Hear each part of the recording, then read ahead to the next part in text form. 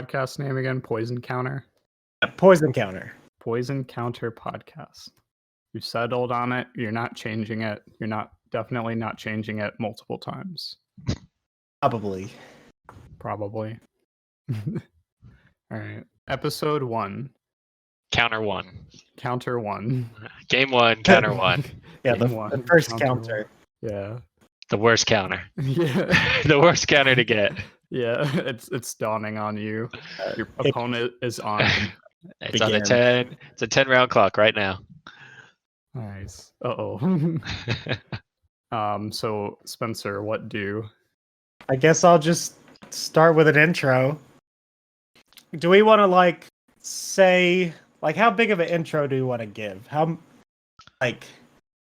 we started playing Magic, how long we've been playing Magic, what we play. Yeah, let's do that.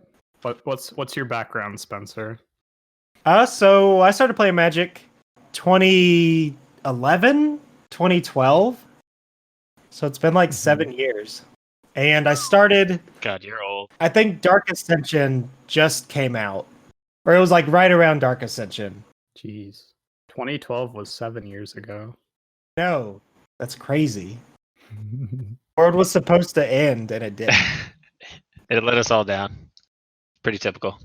Yeah, just kept going. Yeah, I started 7 years ago. I was introduced to it through Commander games. So I think Commander was the first format I started playing. And so now that's what I do the most is play Commander. And then I've dabbled in standard and more competitive formats. That's weird. I have heard a couple friends say they got started or they were introduced via Commander, and that seems like the wrong way to introduce somebody to Magic. Why is that the wrong way? That is the correct way, Joel. That's how I got it started. I know, but I don't know. I feel like it's not what you would throw at a beginner. Maybe I think it depends on your background in games or whatever. If you've played a lot of tabletop stuff or play a lot of strategy video games or something, you'll pick it up a lot faster, or you'll be able to pick up Commander off the bat. But I don't know. I've been trying to teach people who have no backgrounds, and it's a lot harder. You can't throw Commander at them to start. Oh yeah, a little overwhelming. Yeah, I don't know if this says anything about me as a person, but my first Commander deck that I built by myself was I want to say it was Grand Arbiter. So Grand Arbiter Augustine the Fourth. Sadist right there, man. I don't think it had a win condition. I think I just threw every blue and white control card in the deck. And I was like, yes, this is real Magic. You can win through Commander damage, right? Just hit him with it. Isn't he a 3/4? He's a 2/3 or something. He's not very big. it would. Well, the deck would give you the time to attack enough to kill someone. That's funny. Did you figure out the social contract that existed pretty quickly after that? I realized pretty soon the social contract. The deck was not fun to play with or against. The deck was scrapped pretty quickly. It never saw paper Magic. Yeah, that's good. I think I definitely wrote a quick draft of a Grand Arbiter list, and I took a look at it after getting it close to 100 cards and was oh, I will have no friends if I do this. I mean, you're a blue player, so do you really ever have friends? Hey, no. I play all the colors. What's your favorite color in Magic if you have to pick one? Ooh. I'm partial to Sultai. I like the way all three of those interact. You like the whole wedge. Yeah. It's hard because each of them has such a distinct disadvantage, but working together, the three of them, I think those are honestly the best. I red's really good for punching people in the face, and it's very simple and straightforward. Play this card, punch him in the face, do it again. And white is very much all right, we're gonna build up our board state. Whoa, you got ahead of me. I'm gonna clear you out real quick, and then we're gonna start back from square. And I'm all right, but then graveyard recursion and big monsters that are coming through and drawing cards with blue and potentially stopping people from doing things. Like, I think just that trio of colors makes it the best. Do you have like one that stands out, or I'd probably select black just because card draw yeah, is pretty good, and then graveyard. yeah, it lets you do things or like a lot of things and play from the graveyard. Yeah, because Yeah, there's a lot of stuff to deal with things either in someone's hands or on the board, but there's far less devoted to graveyard hate. Those graveyard hate cards usually are just like general broad sweeping. So for some Yeah. people, if it's like, oh, I want to play stuff from my graveyard too, they're one, not going to run something like that because they could be used against them. Or two, the ways that they like try to do graveyard hate are decently easy to get rid of. yeah. Spencer, favorite color? Favorite color. Blue. If I had to pick one, I think I would definitely say blue. I've always just Yeah, really that's liked. good. I don't know. I mean, if you can't tell by my first commander deck, I really like blue. I've always loved it. I think I just like being able to tell people no. That reads. What does that say about you in real life then? Don't ask deep I don't know. questions. I'm just this is an icebreaker, okay? I'd say my favorite color, if I have to pick one, is green. I like big idiot animals. I like. What does that turning say them about so- you, Joel? what? Don't ask. What I just say? Come on. All right, Austin, quick. How long have you played? So for me, I got actually started because I met Spencer and another friend of ours, Jacob. I met them and started playing Magic. I think it was 2014. Nice. Met them in college, and I think it's like sophomore year, and they introduced me to Magic. And they're like, "Hey, there's this game called Command Magic, and this format called Commander. Here you go. Let's start playing it." There was no like little ease or dip your toes in the water, anything there like that. It's just here you go. Nobody like leveled you up, or you didn't like Yeah. start out with intro decks with a friend or anything. You Yeah, just- there's like here's 100 cards. Figure it out. No, Yeah. I think Jacob let me play his Perforos deck, which is pretty straightforward. Play monsters. I'll go ahead and finish it up or whatever. I started in middle school track out camp. In like I don't remember what, I think it was like 7th grade, so I was like 12ish. So we'll say roughly 13 years, and we're not gonna talk about that. Don't try to think too hard about my skill level versus my playtime. I took like a break at the end of middle school and through a lot of high school, but I got back into it with started Commander around late high school or something. So I've played for a while. Nice. Yeah, You're the elder of our group. something like that. The elder statesman. But yeah, I mostly play Commander. I've messed with like Modern or I'll delve into like other formats sometimes. Like I'll brew for Legacy and occasionally like Standard if it looks cool. Yeah, speaking of different formats, you guys went to the Magic Fest, the Richmond GP? We did. Did, yes. Yeah, give me the rundown on that, because the three of us, we normally play Commander together, or we do a cube like brawl draft. So this is a little bit of a departure for all of us, really. So like, what got you guys into wanting to go to the GP in the first place, and what decks were you playing and stuff like that? Yeah, so I think it was kind of like spur of the moment or just like kind of on a whim. I think one of our friends said they were going and asked if we were going, and we were like, I don't know. I don't know if we want to do that. And then I forgot what it was, but I think we were just talking about like standard decks or something. And we just got like real excited about it. And we're like, we're going to go. We're going to go to the GP. We're going to play some standard. I know you were excited about like, because you had been playing Magic Arena or whatever, and you'd been like jamming out different variations of like that cat deck. Was it the Witch's Oven Cauldron Familiar thing? That combo is like what inspired me to start building a deck. And then I just kept playing it on Arena, trying to like unlock all the cards.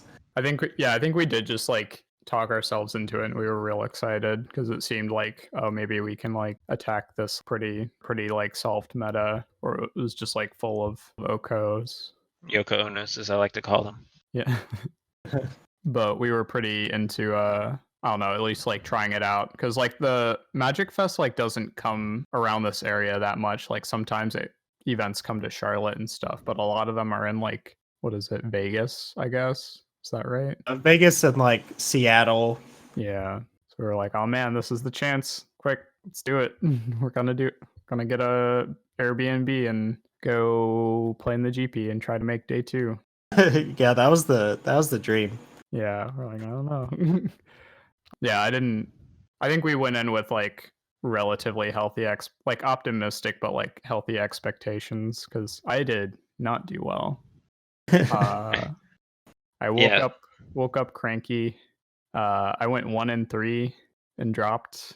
My win was because my first round opponent didn't show up. I think they slept in or something. But I just like sat at the table for 10 minutes, and then a judge came over and said I could go elsewhere. Congrats, you win by default. Yeah, I did. But yeah, I played mono, like a variant of Mono Red Cavalcade with like Tin Street Dodgers and Ginger Brutes. I had like Torbrand and Chandra's Phoenix as well to try to like kill them, accelerate into killing them really quick. What was it? I think I found like a similar list on, it's a guy called like MTG Arena Original Decks or something. And it was just very aggressive, and I was like, this is the meme I want to push. If I can play this dumb cookie, then I'm gonna do it. Yeah, you were playing Ginger Brute. Yeah, I was. I was going for the, like, if I'm gonna do any kind of well, I want to like do it with like dumb cards. Go for the style victory. But yeah, I think my round 2, I went up against a bad matchup. It was like blue red flash, and that just tempos me really hard. Round 3, I played against Simic Oko, and I like punted the first game as hard as I've ever punted any game before. I mixed up the like conditions of Tin Street Dodger and Ginger Brute, and I thought that I couldn't attack my Dodger through a questing beast. So I missed some points of damage, and then I had a turn where I could play Torbrand and do a bunch of damage, but I would have been 1 damage short. And I realized at that point that I had like missed my chance to like win the game, and I was like, oh.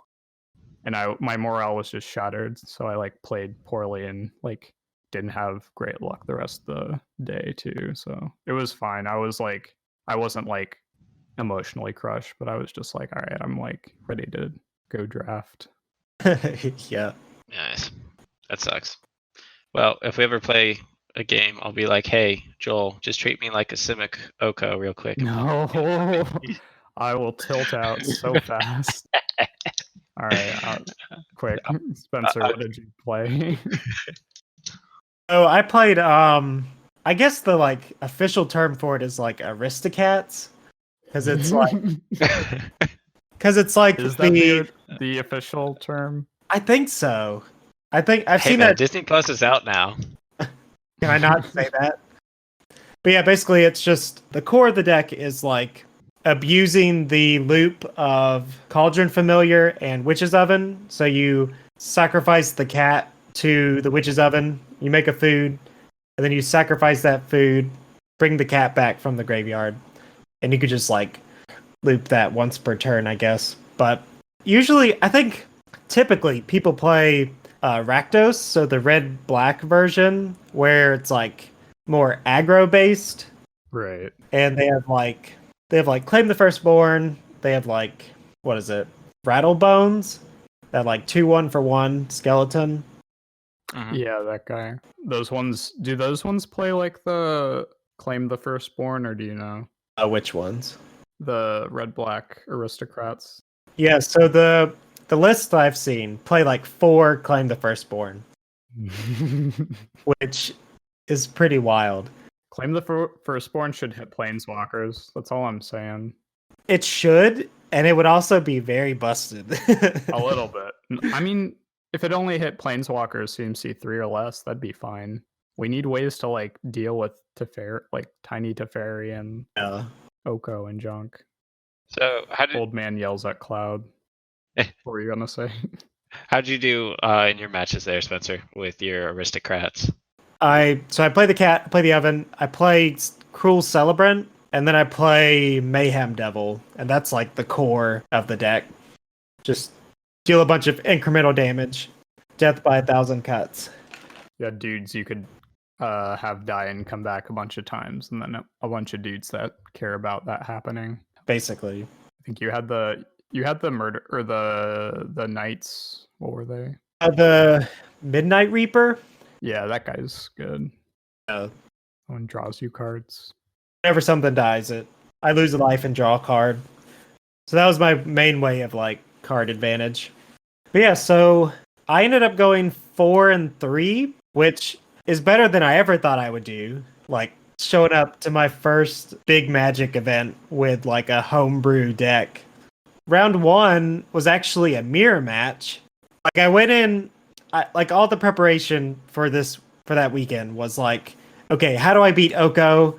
What do I do in the Oko matchup? That was the main training I did.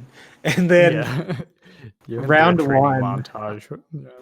Yeah, round 1 I fight the mirror match, and it's like the same colors. Like they're also playing a weird janky homebrew deck, and that was pretty Weren't they exciting. on they were on like an Abzan or black white splash screen or something? Yeah, so they had the black white core like my deck, but then they were playing green for Assassin's Trophy. Yeah. And they might have been playing Vraskas, but I never saw them. I ended up winning that game 2-0 because I don't know if anyone's played as much black white Aristocats as I have. So like I just knew what kills me, what I usually lose to. So I feel like I just had more experience in that matchup. It seemed like yours was a little more like evil, or because you had the Mayhem Devils or something, it seemed like you had a little more like a Aristocrat's mirror. Yeah, Mayhem Devil definitely like gave me the edge because it counts like when they sacrifice things. Yeah, it's when anyone sacrifices stuff. So it's like they would go to loop their cat and oven, but then I would get like 2 Mayhem Devil triggers. I was running out of room on my notepad, like changing life totals. Yeah, like the numbers were changing, but only like 1 or 2 at a time. Right. When we first realized that we were both playing the same deck, I wasn't sure if the game was going to end. Like I thought we were going to do like a 50-minute game 1, and we're both at the same like starting life total. Nothing's changed. No. That would have hurt. Thankfully, that didn't happen. Yeah, I'm glad you got through 2 rounds. That would have been painful if you like did just go for a 50-minute round and like you draw or something. For sure. Or they eke it out in turns. That would stink. Yeah. How did you break through the stalemate? It was pretty much Mayhem Devil. I just had more damage. I could do more damage every loop than they could sustain. Because like they had the Celebrants, they had like Corpse Knight. So they were gaining life, but I was able to just deal more damage than they could heal. Does this sound like, based on our description of like going to a GP, Austin, does that sound any kind of like thing you'd be interested in joining us for? Or does that just sound like a hardship? I don't know. I think it's weird because of the different formats, I think standard is honestly one of the most frustrating. I was going to say boring, but that's not exactly the right word to say. I think frustrating is appropriate. Just the amount of resources and time that you have to sink into something, and then it just rotates out, and all of a sudden you're kind of like scrambling. And like it's good that the meta changes, and with the new sets and stuff, you get to try new ideas and new combinations. But it's insane to just think how much money you can spend to make a standard deck like worthwhile. And then just like how often do we get new sets? What, every 6 months? Yeah, it's pretty, at least it feels like it's been very consistent. Yeah, and it feels just like in a couple of months, like your cards either become worthless or like they just roll out, and while they still hold some value for maybe like modern or for commander or something like that, if you just can't use them again. That's insane to me. Yeah. Like the amount of investment to like make a standard thing work is insane. Which I think why like modern, maybe Pioneer, we'll see about Pioneer with that new format, but I think modern being more stable would interest me more. But honestly, like the GP, I think is more a sense of like, unless you're there to compete, it's a really good chance to just kind of like share your passion about Magic with other Magic players. That is a way to get out of your normal play group, either like with just your friends or your local game shop or something like that. So I think that holds more appeal to me than the actual events in and of themselves. Yeah. I think if you decided you did like the idea of like going on a road trip or something, or however far it ends up being, I think it would still be worth it, at least for like the couple days or whatever, like the 2 or 3 days. Because we did, after we both scrubbed out or whatever, we did play a couple like mystery drafts. That was also a cool thing that they were doing at this Right. Magic Fest. But just being able to like crank out some drafts with a couple new people was pretty neat. Nice. We did run into some Raleigh locals as well. Like we ran into Connor and some of the guys from like Trading Card Co-op and stuff. I can't remember if you've met any of them or not. Yeah. I don't know. Maybe not. Who cares? Maybe. Okay. They're not. They're not important. They're not in the podcast. They're not important. Oh no. They gotta. That's how we show who's valuable. People in the podcast versus the people outside of it. You know. Okay. They have to make a cameo before they're relevant. Exactly. Oh yeah. I remember him now. Like he was in the podcast. Yeah. No. Yeah. Before that, nah, man. Who do you know here at this club? You can't get in. Yeah, you got to do a flashback. Right. We did do that, and like between like going to the different vendors and artists and doing the mystery drafts, that was like I still had a lot of fun. Yeah. It did sound like you guys had a lot of fun, even though you both scrubbed out. You brought Dishonor. I don't like that you keep saying I scrubbed out. Dishonor on you. 4-3. Dishonor on you, cow. 4-3 is respectable. I scrubbed out. Spencer spent a lot more time preparing and had a much better results than I did. He had like. Did you make day 2? Results. Hey, don't. I did. I was close to making day 2. I needed 6 wins. Did you make day 2? And I did not. And I'm kind of glad because that is a lot of Magic. Yeah. That is a lot of just nonstop rapid fire Magic. Yeah. That's the other thing that does not sound appealing. It's just like, oh, I won a game. All right, let's go play another one. Oh, and then another, and then another. You're playing 8 games. I knew that like getting up at 8 in the morning to like, because they start at 9 or something, right? We had to be in our seats and ready at 9. Before 9. Yeah, it was like an early start. I was scrambling to like get coffee made and the weird, like I didn't know how the Airbnb's like coffee machine worked, and I was like, oh no, please, I'm I need it. I am not. I can't make it through 9 rounds on. I'm gonna punt my games if I don't get my coffee. Yeah. Gonna flunk my games anyway. Well, one interesting thing was that I didn't play a single Oko. Yeah, that's true. I didn't play against a single. Yeah, I didn't play a single Sultai food deck. I never saw an Oko played against me. Like they were all just different decks. I know that, and I know we're going to talk about Oko being banned a little bit later on in Standard, but do you think the fact that Oko was such the well-known meta that people were starting to get hesitant to play it? Or do you think it was just like sheer RNG fickleness that meant that you didn't see any Okos? I think it was a lot of RNG, pretty much. And I feel like if I had made it to day 2, then I would have started seeing all the Okos. Could your deck have beaten Okos? I don't know if I ever won a match when we were playtesting, so I don't know. Well, that's all right. Well, yeah. Maybe it's a good thing that I didn't play against nonstop Okos. I think you would have been more frustrated at least.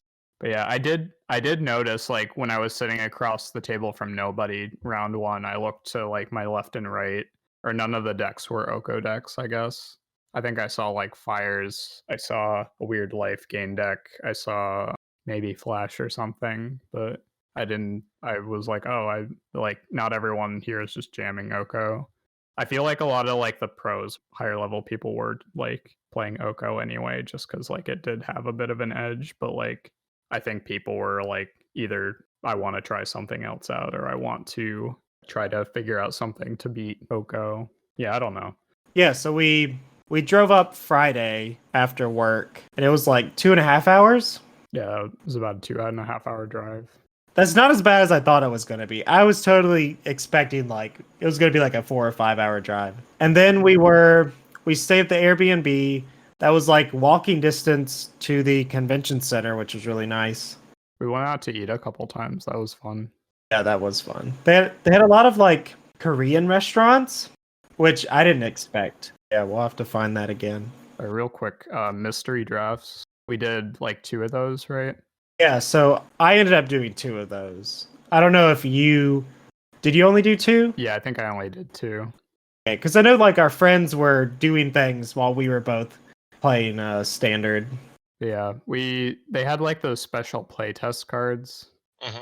And I think that's just like for this round of conventions or for this round of Magic Fests. They were like weird. They looked like hand-drawn playtest, just R&D playtest cards that are like glued onto other Magic cards. Right.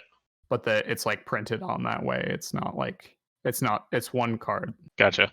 Because of the like super limited print run, they're sought after in some way.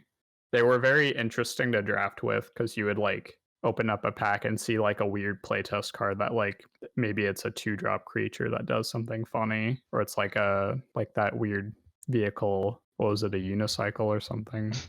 Yeah, it was unicycle. It was a 2-mana vehicle equipment. It was a vehicle with crew 1, and it was a 3/1 with haste and first strike. Speaking of but vehicles, then you could equip it.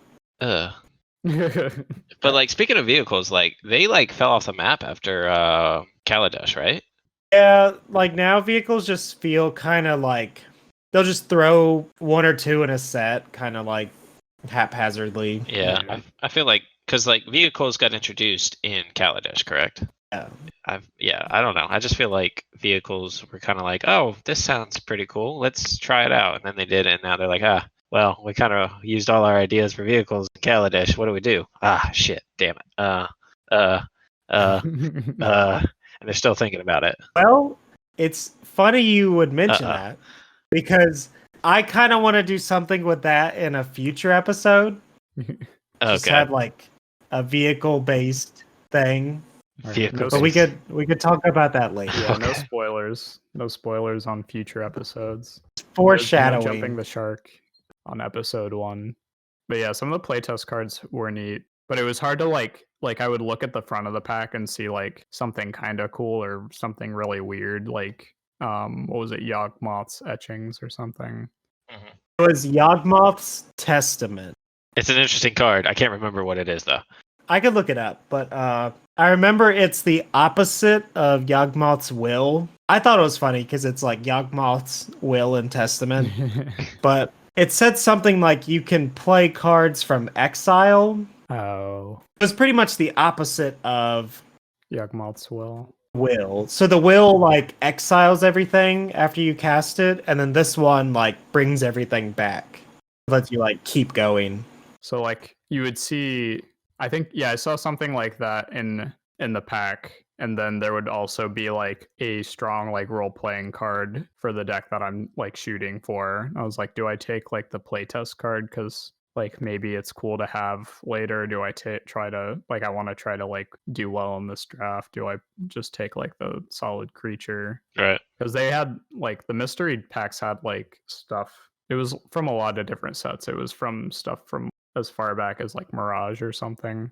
They like none of the cards were like like real bad period. Some of them weren't as exciting as others, or were maybe a little more specific. They like you could draft like different archetypes and stuff, and with relatively powerful stuff. Yeah. So the playtest cards, they felt like half of them felt really strong, like really just busted Magic cards that probably should never see the light of day.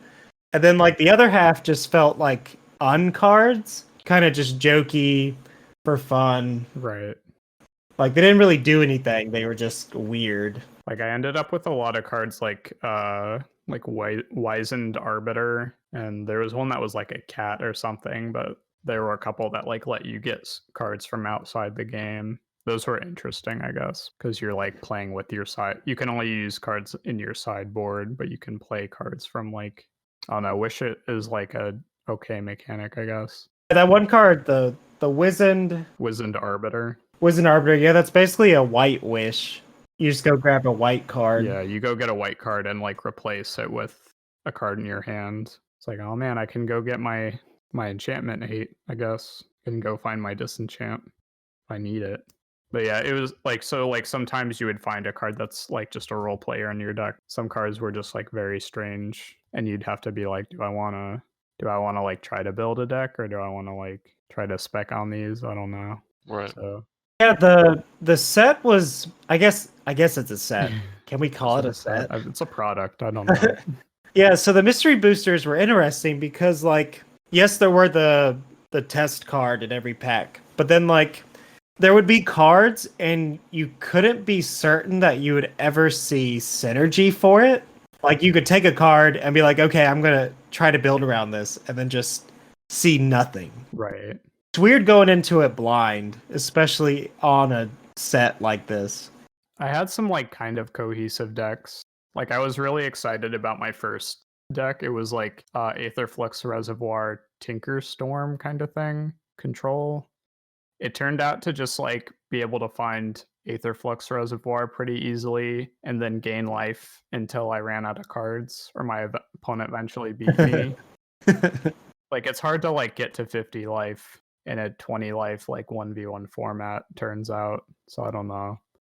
I would have had to like really lock them out. My second deck was like a Enchantress deck, and I had like Ancestral Mask and that weird Gnarlid guy, I think, that like gets bigger for enchantments. So I did have like a pretty, like a surprisingly like solid, like synergistic deck too. What'd you end up with, Spencer? I forget. So my first deck was like blue-black Reanimator. Oh yeah, that's true. I don't know how I was able to That was like real powerful looking. pull that together, but one of the packs I opened had a Recruiter of the Guard, which is like, I think it's like a $20 card or something. It's like, yeah, it's like 20, 30 or something. I didn't know how much it was, and I opened it, but I knew like, okay, this card is money. I should probably take it. But then the test card in the pack was Pure Steel Angel, and it's a 8-mana artifact creature for a 4/4 flying indestructible. Mm-hmm. So it's kind of like Platinum Angel. Why does it have indestructible? It's real dumb. So you can't kill it. The Angel says when it deals combat damage to a player, you get an emblem that says, if you would lose the game, reset your life total, refresh your library, remove all your poison counters. Oh. It basically just said you can't lose the game once. And like after that the emblem would die or whatever, or like go away. But like every time you hit them, you get another emblem. Basically, if this card hits the field and can like connect, you pretty much win the game. Right. Like there's not a lot they can do to like, I don't know. So like I read that card and I just took it over the Recruiter. I was perfectly fine with that decision. Yeah, I would have been too. Like the card was nuts. I remember you telling me that you took a test card over the Recruiter of the Guard, and I was like, "Oh, baby, no." But you like, but I thought because you like showed me Unicycle or something, so I assumed that you meant you took like the Unicycle over the Recruiter. Oh. And I was like, "Oh, No. or baby, no." But then like later you clarified, and I was like, "Oh yeah, no, I would have taken the." Like, I think that was the much better choice. Just because, like, that card's insane. For sure. Like, Pure Steel Angel is nuts. Was probably going to, like, carry you pretty far. Yeah, so I got to reanimate it once. I, like, discarded it and then just played, I think I had Dread Return. Yeah, I had Dread Return. I had Debtor's Knell. Oh, yeah. I think that's how you say that card. Yeah, I think so. Debtor's Knell or Debtor's Knoll? I think it's Knell. Knell or something like that. Let me just look it up so I'm not. Yeah, that one was cool. Well, I'm trying to remember what you drafted the second one. Mono red aggro. That probably did well. I splashed like a little white, but it was like mono red. Oh yeah, you had a bunch of goblin tech, didn't you? Yeah, I had cards that like made goblins like goes command. I think that's the card. Krenko's command, yeah. Yeah, I had a way to like make a bunch of little dudes, and I just kept like getting in there. I had a 4/2 for 3. It's kind of like there's a card in Modern Horizons. Hmm. It's like some Viashino 4/1 with like haste and trample or something. They're basically the same card, but like this one's a 4/2 with haste. I don't remember if it has trample, but it would go back to your hand at the end of the turn. Yeah. I saw that you had like some kind of countdown Armageddon card or something, and you like put a bunch of aggro dudes down and then like wiped everyone's lands. Yeah, so I think I got past that. So pack 1, pick 2, I got past. Shoot, what is the name of it? It was like it's not assured destruction, but it was like inevitable destruction or something. It says like it's a 2-mana enchantment for 1 in a red, and it says like on your upkeep, if there's 7 total lands or 7 or more lands in play, destroy all lands. I had a big turn where like I wiped the board, and then like the next turn I played a bunch of dudes because I had the goblin. I had that one goblin that you can sack a goblin to make a red mana. Oh, So I was like sacking goblins to make some extra mana or whatever. jeez, that's real strong. So I like filled up the board, and then I played that card, and I was like, okay, either answer this or we're losing all of our lands. Turns out, what is the Armageddon's good when you have more creatures than your opponent, I guess. Yeah. Well, so the craziest thing about that game or like that match or whatever was the person opened Soul Ring. Oh yeah. So Soul Ring is in the Mystery Booster set, which is nuts. Like that card has no business in any limited format. And I think they played it all 3 games against me. The first game it just ran me over because they had like 4 or 5 mana turn 2, and I'm like, I play a goblin. Yeah, I think his deck was pretty mana hungry. I remember because I played against Carl like for fun afterwards. That was one thing, like the convention. I guess conventions only ever do like single elimination drafts, so you play until you lose a match and then you're done. You Okay. get knocked out. Yeah, we were doing the on-demand drafts. Like for mystery drafts, you spend like a whole bunch of time like looking through all these different cards and you can like build a real sweet deck. But if you get like a bad matchup or if you like draw poorly or something, or if your deck's like actually incapable of winning, in my case, then you like you just get to play one match and then you're done. And you're like, well, I drafted this sweet deck. I wish I could at least play 2 more rounds. Right. But so I felt like that didn't mix well, but I felt like the format's actually pretty cool.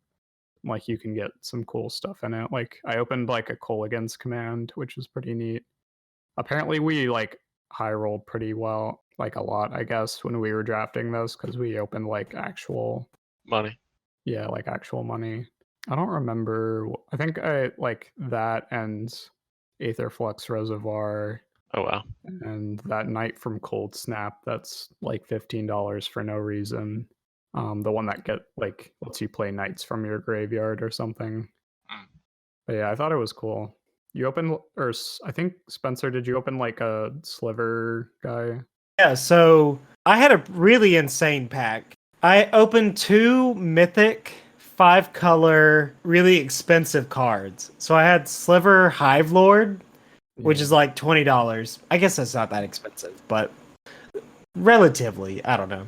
But so I had the Sliver Hive Lord, and then I had the Maelstrom Archangel, Yeah. and It like lets you cascade or something. both in the same pack. Is that right? I think if it hits someone, you can cast something for free. Yeah, you definitely because you had that pack. You took this Hive Lord and then you passed the rest to the left to me. And I looked at that angel and I was like, this isn't worth anything. I don't care about this. And I took something else that was just like real good in my deck. And then like the guy to the left of me was like, this card's like $17. And I was like, oh, oops. Yeah.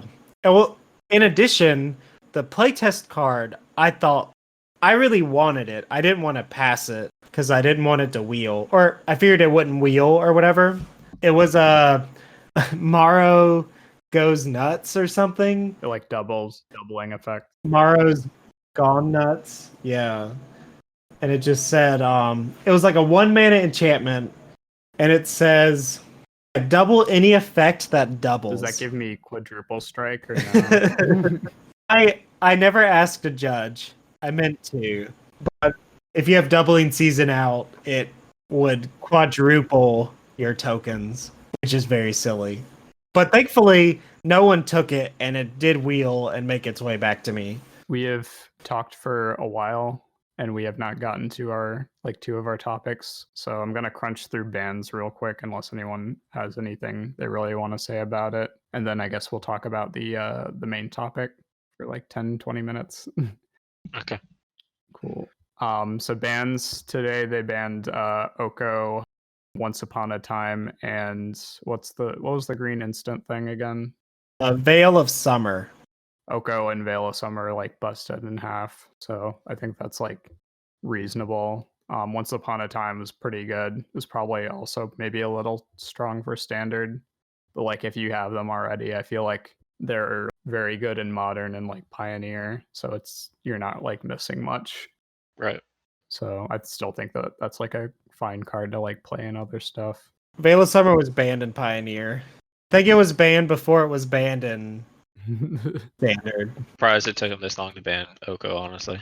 Yeah, I think they just had to let some major tournaments turn in some results before they could be like, all right, yeah, we're gonna ban this thing, because they usually they don't like to ban cards, and they usually would rather the meta adjust to it and figure it out rather than just ban cards from sets that they're printing, because it's not great for them.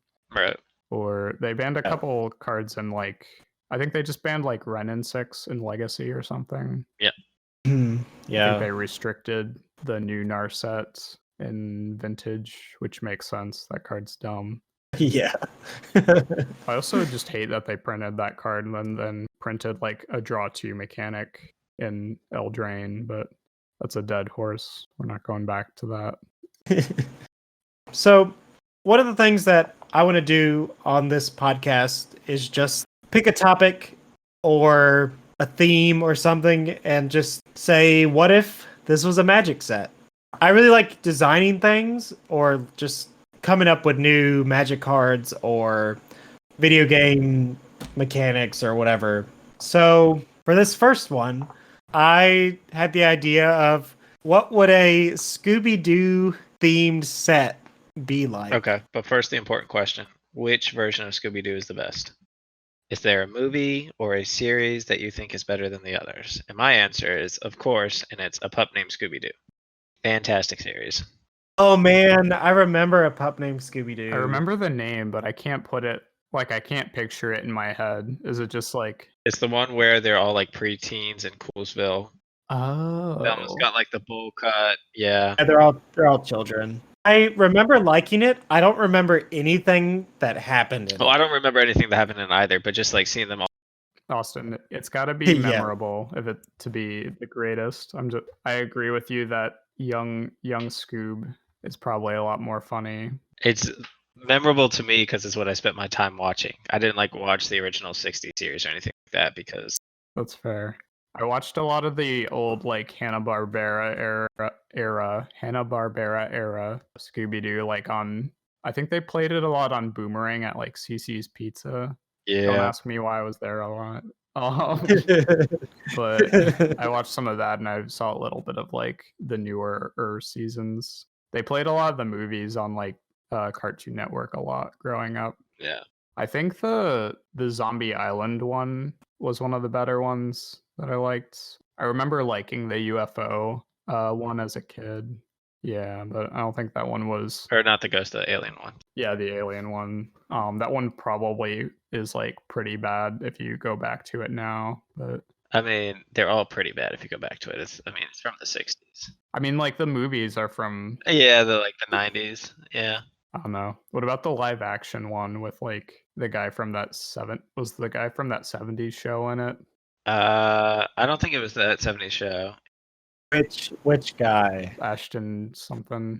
No, he was No, not Matthew in. Lillard played Shaggy. Freddie Prinze Jr. played Fred. Linda Cardinelli played Velma. She actually played Hawkeye's wife.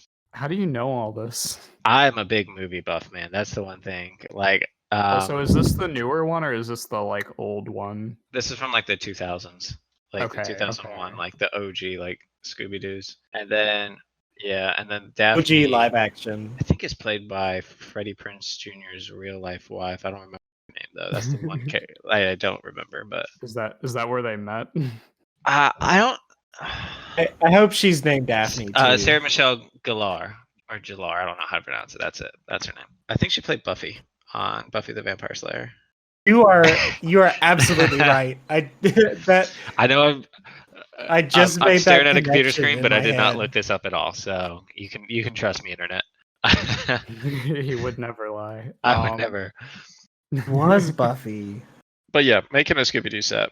So you've got the Mystery Inc. gang, and obviously I think they have to stay within certain character colors, certain pie charts. Yeah. Are they all planeswalkers? Do they all get like a color Oh identity yeah, or that's. something? I did a lot of research. You watched a lot of old Hanna-Barbera. I went back and I watched a lot of the Oh, man. original Scooby Doo, Oh jeez. and I took some notes. Fred is really good at building things. Like he's basically the MacGyver of the group. He's just like, all right, hand me that like box of just random junk, And I'll make a trap. and then like, And the trap always fails because Scooby and Shaggy run through it. you know, they always mess Yeah, it up, yeah. but then it works out. It's better to be lucky than good, right? That's a theme in Magic, isn't it? Yeah, it's true. It's better to have RNG, that fickle bitch, be on your side. Yeah. When I was trying to think of ideas for Fred, I was thinking he could either be like Gideon, like the Mhm. original Gideon Jura, because like Gideon says like you have to attack him if able, and I was thinking Fred, he could pick a target that you have to attack, like you are the bait, you have to attack this Right. planeswalker. Interesting. Okay, so you do think they should be planeswalkers though? Yeah, they could be walkers, they could be like legendary creatures or something. See, like that's the problem. I don't think this set lends to the credence that any of them are planeswalkers per se. Hmm. But like if all 5 of them are planeswalkers, that's 5 planeswalkers in a set. That's a lot of planeswalkers. Yeah, it is. I think Uh.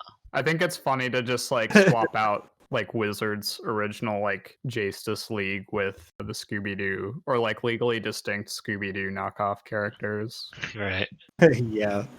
Yeah, so Freddy was the artificer. He's just really good at like building Artificer's like things. red though, like red and white. Yeah, like they're in It's blue, blue. sometimes. I think blue is like the main color, I'm thinking Kaladesh. Sorry. but it has been like I think Kaladesh kind of just had it for all the colors. I guess blue, red maybe Mhm. for Freddy. For Fred.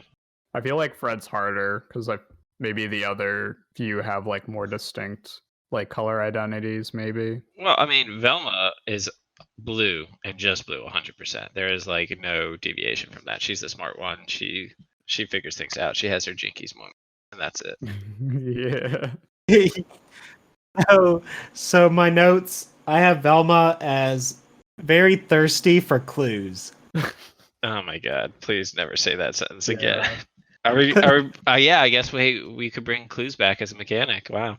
Yeah, my first thought was like, all right, we need clues, we need investigate or whatever. Like that's got to be in the set. Yeah. No, I like investigate in it. I like Velma or legally distinct Velma as some sort of clue machine. I don't know, or does something with like Tamio's journal or whatever. Like cranks out a clue, and then you can like crack some clues to do something. Right. Like crack 3 clues to like Yeah. like unmask all monsters or something. I think we mentioned it or something before, but I like a unmask or transform mechanic. Yeah, transform I think is a really good idea. So like the unmasked versions of the monsters or the villains are definitely weaker than their masked variants. Right. And then the clues somehow play into a mechanic called like unmask, because like most transform cards, like even if you go back to Eldritch Horror, where is that? No, Eldritch Horror is another board game. That's another tabletop game. Innistrad. That's it. Innistrad. Okay. Sorry, I was trying to think of the play name. But Innistrad, like they have conditions for either like transforming one way or the other. But like if your opponents can control the transformation, like their one flip side has to be pretty powerful to have like your opponents have the ability to change them. That's how the original werewolves were. It's like you could flip them, but then there was like a condition on the other side that your opponent could flip them back. Yeah. And this one, the unflipped version is more powerful than the flipped version. So like it's the lizard man on one side and then like Mr. Jones on the other side. And he's like Old Man Jenkins. I knew no good come from that fly. Sorry, I went cross network with that reference. I feel bad, but SpongeBob's. That's episode 3. Oh no. So Fred, you said was blue red artificer. Velma, all about clues. Daphne, I think, is the hardest. Daphne, her like defining feature is danger prone. Like Danger zone.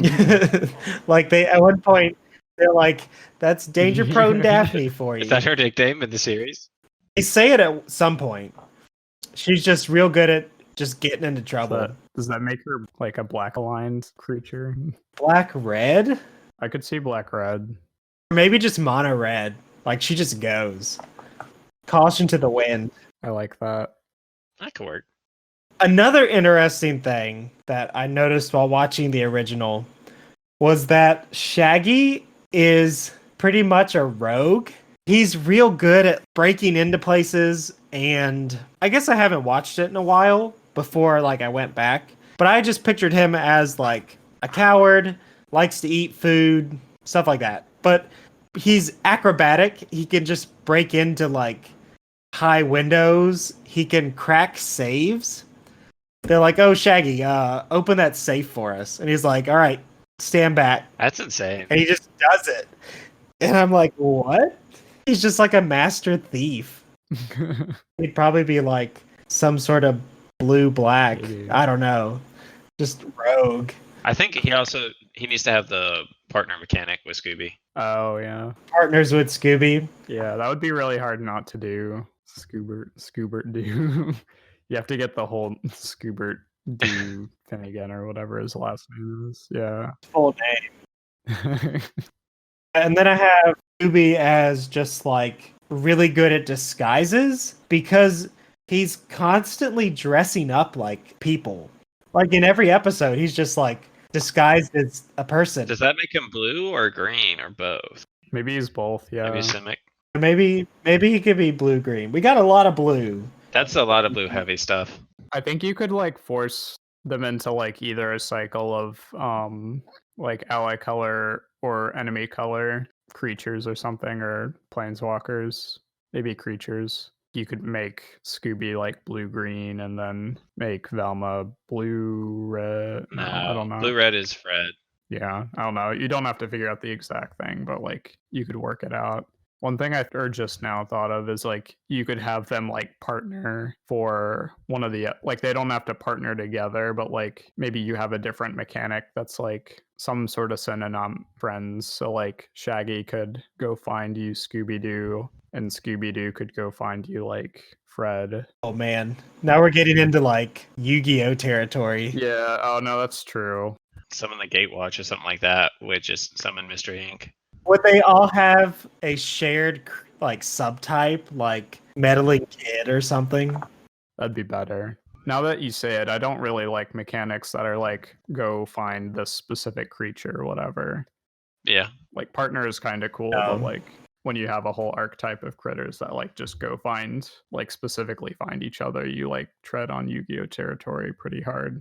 Yeah, we don't want to do that here. Well, there goes the Yu-Gi-Oh audience that we were going to get.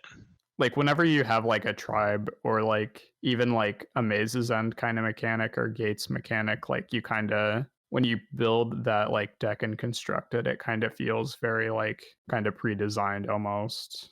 Yeah.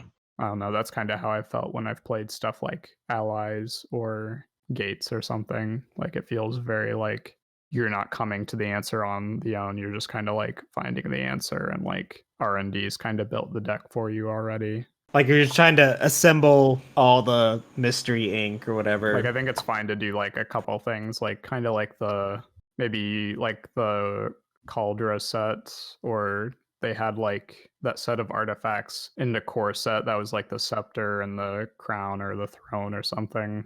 Oh yeah, I remember that. Like they cared about each other, but also did things like Yeah, they did things on their own. Yeah, like I think that's more interesting. Interactive but independent. Right.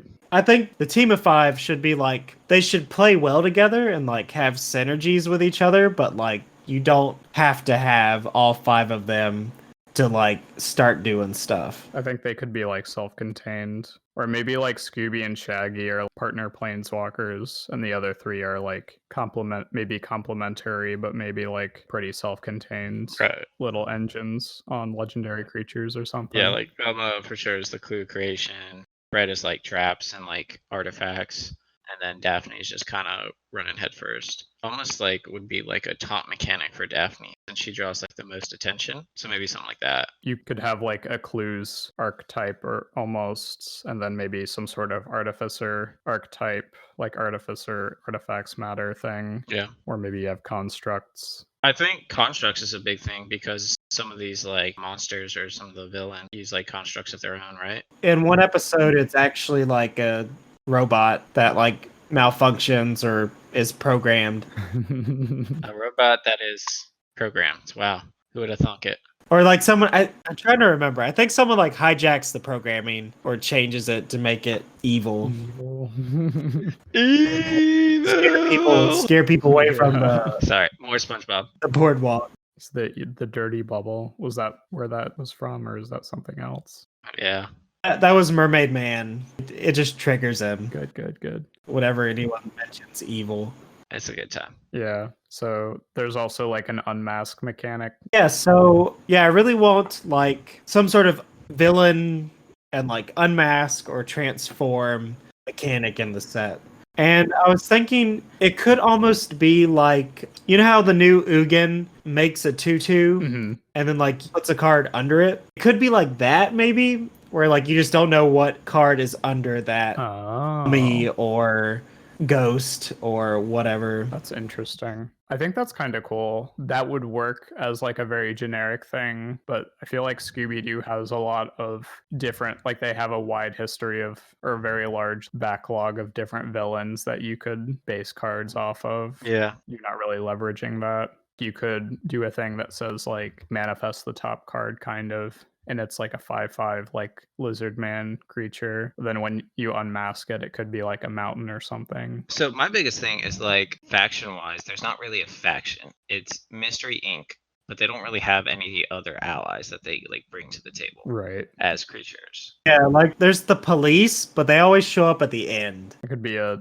sorcery or something, like some kind of removal or something where it's like crime. But I'm saying like where are the creature cards for their faction? I just don't think that they have enough to make it like feasible. Unless you want to be like, all right, I'm making a Fred Rogers deck playing all these different villains that he's faced all over the years that he's now can control. You know, it kind of like flavor wise, it just doesn't work. I was gonna say, I think you could do like generic investigators or something, because in Magic there's like legendary creatures, but then there's like the factions that they belong to or something. Yeah. So you could have like different artificers that do like constructs or traps. It could be like the rest of the set, or like it's just the generic people that exist, the people they meet or whatever. They could just kind of be generic whatever. And then there could be cards that call back certain events or whatever. Like there could be cards of Mystery Inc. or whatever doing things. Right. It doesn't have to be a bunch of investigators. There has to be cards that investigate. Yeah. And like Innistrad or Shadows over Innistrad, there wasn't a lot of investigators. Like I think Jace and Tamio were the only two really. I mean, there was like Thraben and Spectre and stuff. Yeah, and, like there were cards that made clues, and that was kind of the big thing about it, and cards that cared about clues. But yeah, it's interesting because you could go like very generic, kind of what Spencer was saying. What is it? Like cards that like kind of do a manifest kind of thing and like make that creature like a specific monster, Right. and then it unmasks into something else. Or you could go, I feel like Magic tends to have kind of cards be a little more factionalized, Yeah. where like it's a vampire and it does Vamp stuff. Vampire things. Yeah, the archetypes just aren't there, I don't think. I mean, you have investigator and you have monster, and then what else? Is that just the two? you have like maybe you have constructs or something, some kind of trap making things. I guess the big things would be like investigate and Transform. or unmask in Mm-hmm. quotations. Then I think the rest of the set would just be world building, Mm-hmm. calling back the different locations and events and settings and stuff. Building the world of Scooby-Doo. I think there's enough like factions or like specific mechanics to make it a set. I don't know if you could make it like a huge, like super fleshed out thing. Yeah, I don't know if it would just work better as like a versus deck, maybe. I think versus is the right call right there, because that can be limited enough. Ooh. Yeah, so you'd have like Mystery Inc. you'd have like the Mystery Inc. Right. versus villains. Yeah.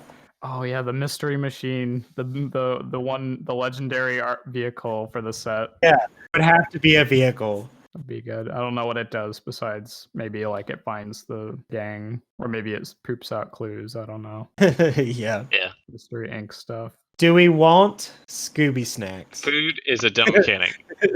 Wait, why is it a dumb mechanic? It's a dumb mechanic. Oh my gosh. I mean, it's a little dumb. I don't know. Spencer wants to make a whole set about food. I do want to make a whole food set. It's because you watch what's that food anime? Toriko? Yeah, whatever that's called. You just want to do it because of that. Yeah, I don't get that anime either. I think Spencer's a weeb.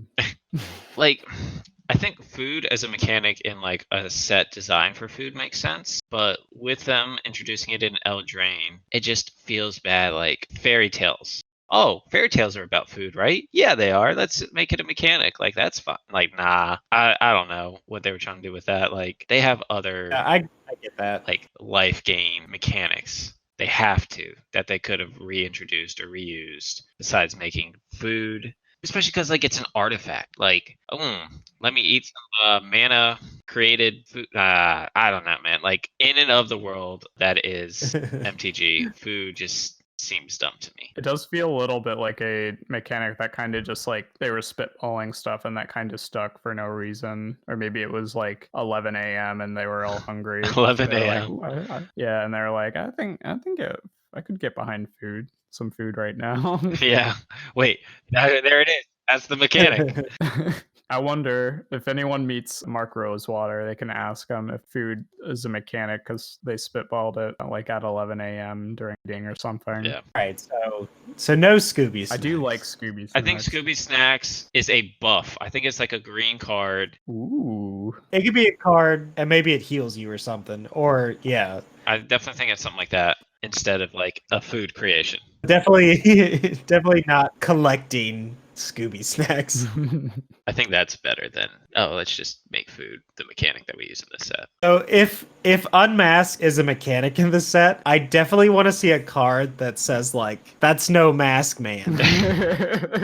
Oh no. Oh boy. That's no mask, man. Zoinks. Yeah. How can Zoinks be a card? Zoinks. I don't know what it does. Zoinks and Jinkies. Jinkies makes a clue for sure. But... Yeah. Let's split up, gang. All right, let's make a horror set that's like, all right, split the party, or like pick the whatever creatures on the board, randomly select one of them. That one dies. At the beginning of each turn, split them up. One creature at the beginning of each upkeep. Select all creatures possible on the field. One of them dies randomly. I like the let's split up gang, and it like does something with choosing between two cards or two collections of creatures or something. Yeah. Like these are gonna go fight the bad guys. I don't know. It's weird to like, because Magic has a lot of combat in it too, so it's hard to like figure out how you can delve into the cartoon that's like aimed at kids and like canonically doesn't have a lot of violence in it. Yeah, like they don't ever do any like physical stuff. It's always like outsmarting or running away or like capturing. Never just like Right, yeah. beat up the dude. They don't just fight the witch. Yeah, I think like there's a lot of cool monsters that you could throw in, and they could be in different colors or something. Yeah. What I'm most curious about is like the werewolves had like inbuilt ways to transform them back and forth. I'm curious how that would work, because like having a monster, assuming it's like just real strong on the front side, like I don't know how you do that without like balancing it out with a way to like flip it Yeah. to its other side. I don't know how well, because like in the show, it's like investigate what is actually going on, and then all the danger's done. Like they figure out, oh, it's just the dude. That probably doesn't translate well to Magic or like to a card game, because it's like, is the creature just useless when the villain flips over? Are they just like done? Maybe it has like an ability that has a condition to get it back onto its other side. Like I don't think it just goes back to the like unmasked boy and stays that way. I think it has to have a way to go back to the monster side. Yeah, like maybe when you unmask it, it's like pacified essentially, and you just have to do some series of things to flip it back or whatever. That'd be cool. They don't just like die. Yeah. Maybe it's like it cares about permanence entering the battlefield to like unmask it or something. You could try a couple different ways like that. I definitely like the idea of a dual deck. Yeah. I think that's the right place for this. Scooby and the Gang versus Menagerie of Monsters. Yeah. Yeah, Mystery Machine versus Menagerie of Monsters. The dual deck coming this Christmas. I don't know. Wizards, if you're listening. Yeah, we'll hire us. We'll contract it. Don't worry. Consulting producers. Yeah. Consulting designers. Cool deal. All right. We should probably move to a wrap up stage, or the end step. I don't want to jack somebody else's naming conventions. The end step. Yeah. I think we should just say one thing that we want to see from an upcoming Magic set. Ah, I like that. I think that's a good end step wrap up. Just one thing we want to see from an upcoming Magic set that we hope to see. All right, what do you got, Austin? So I think returning to Theros and seeing Elspeth and stuff, I'm a big classical antiquities person. So being able to like return to that really makes me excited. I hope we return and we get to see what happened to Elspeth. And also we get to get some more like that Greek and Roman flavor. What do you think, Spencer? I'm kind of interested in the, what is it, Ikoria? It's just like the set about big monsters, like big sea monsters or whatever. I'm hoping to see some like big octopuses. Octopusi. Some just giant Leviathan. Ooh, big fish. I'm pretty sure it's octopuses. I want to see tentacles. I want to see all that good stuff. You want to see Black Tentacle pound you again? For clarification, Spencer just really likes octopi, I think is how you say it. He likes them like as a aesthetic animal. He likes them as a friend. It's octopuses. Yeah. So he's not just really into that kind of animal. But yeah, I don't know. I like the idea of big fish, and I haven't heard that much about Ikoria, so that's kind of news to me. It's supposed to be Kiora's home plane. Yeah, I just want big kaiju, just big monster fish. Yeah, I was kind of thinking about that too, with like one of the few things that I remember distinctly from Theros was just like the merfolk kind of sub-tribe the or Tritons whatever. And stuff, yeah. But yeah, I thought that was cool. I liked the heroic mechanic. I remember there was a lot of enchantment stuff, and I feel like this would be a good opportunity for them straightforward, beginner-friendly mechanics of like bestow, like you put a guy on another guy and make him stronger, Right. or like heroic, you do like a similar thing. Yeah. Like I think that's a good opportunity to do stuff like that. Some people have said they're probably not going to do devotion. I feel like it's real likely that they're going to do more devotion, because just based on like the number of quadruped stuff in Eldraine. Right. Yeah. Yeah. I feel like that'd be very strange if that wasn't like kind of foreshadowing more devotion stuff. I'd be interested to see, because Thassa's dead, because he already killed her for the trident. So I'd be interested to see who the new god of the blue god is. Oh, spoilers. I didn't know Thassa died. I don't know if she killed her. Sorry. I don't know if she killed her or if she just stole the trident. They're going to give us a Thassa. Same art. It's just going to have the the Biden like photoshopped out of it. I thought you were gonna say it was gonna just be like a Bident instead of a Trident, and be like, "Oh, I broke it. Sorry." It is a Biden, yeah. No, it is a You're Biden. right. Yeah, Joe Biden of Thassa or something. She's just holding Joe Biden. Joe Biden. Face. So, all right, Photoshop time. Fan art. Yeah, there you go. That'll be the thumbnail for this episode, right? Joe. Just has nothing to do with anything we've said. Yeah, maybe Scooby Doo is a better one. Anyway, yeah, let's wrap it up there. I think we'll go back around and like introduce everyone again, be like, or just say like your name and where people can find you if you maintain social media. Austin, go. Oh, okay. Apparently, I'm first. Yeah, I'm Austin. You can also find me at Sunkissed Dragon. You can find me on Twitter at BG Sunny SUNNID. That's my Twitter handle. I don't got no Facebook. But yeah, if you want to ever reach out, DM me. Wizards, I'm looking at you. Just let me know. I'm Joel. I'm Damn It Joel on most things. You can find me on Instagram. That's it. What you got, Spencer? I'm Spencer. Usually go by Poison Donut on social media. So I have a Twitter.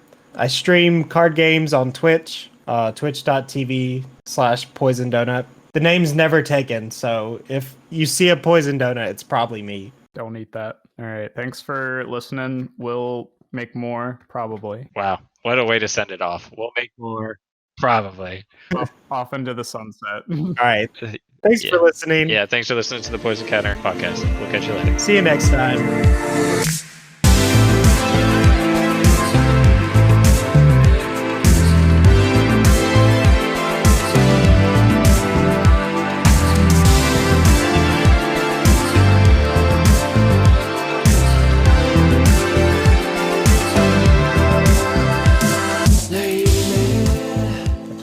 Talked. It's so cool. I love the way he says that.